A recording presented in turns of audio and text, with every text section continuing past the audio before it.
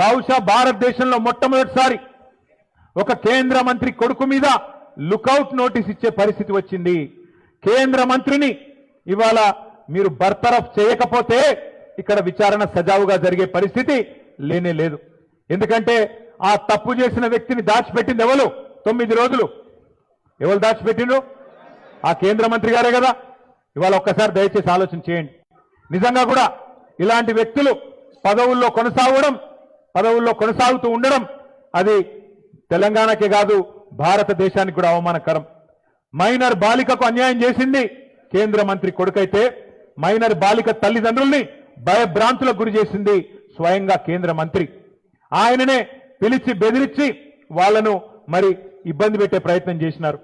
ఇంత తీవ్రమైన కేసును నీరుగార్చే ప్రయత్నం చేసింది ఈ రాష్ట్ర ముఖ్యమంత్రి.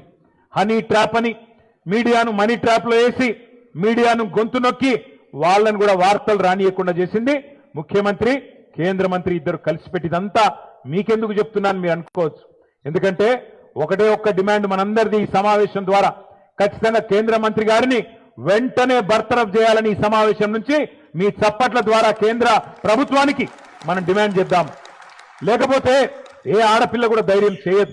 రేపు తన మీద ఏం జరిగినా, ఏ అఘాయిత్యం జరిగినా ముందుకొచ్చే ధైర్యం చేయరు.